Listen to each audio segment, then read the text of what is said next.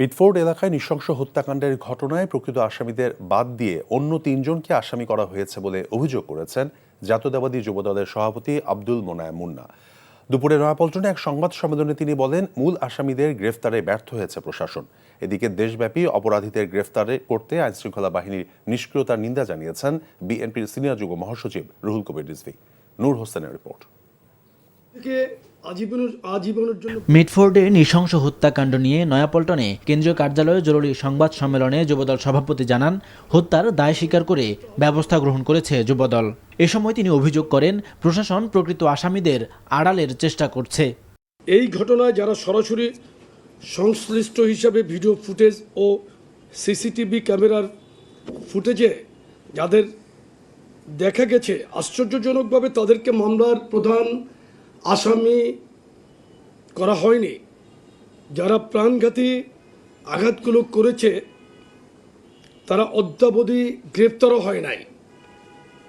এর কারণ আমাদের বোধগম্য নয়। এদিকে চাঁদাবাজ ও সন্ত্রাসীদের বিএনপি প্রশ্রয় দেবে না বলে জানিয়েছেন দলের সিনিয়র যুগ্ম মহাসচিব রুহুল কবির রিজভী। বিএনপির পরিচয়ে থাকা অপরাধীদের গ্রেফতারের দাবিও জানান তিনি। অসহায় মানুষের চিকিৎসা নিশ্চিতে ঢাকা মহানগর উত্তর বিএনপির উদ্যোগে ফ্রি মেডিকেল ক্যাম্প কর্মসূচির উদ্বোধন অনুষ্ঠানে এসব কথা বলেন তিনি।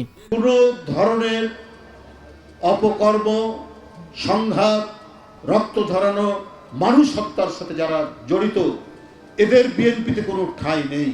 বিএনপি বিশ্বাস করে মানবিক মূল্যবোধে যারা বিশ্বাসী, আইনের শাসনে যারা বিশ্বাসী, যে পরিচয় থাক না কেন তার, ও যদি মাটির গভীরে যায়, সেই মাটির গভীর থেকে টেনে নিয়ে এসে বিচারের সম্মুখীন করে এমন দৃষ্টান্তমূলক ব্যবস্থা গ্রহণ করুন যাতে দেশের আরো অনেক সমাজ বিরোধী মানুষ যেন আতঙ্কিত হয়।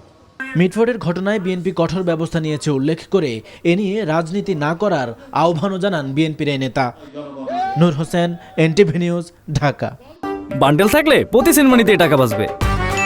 বিকাশ সেনমানি বান্ডেল কিনে জিতুন প্রতি লেনদেনে।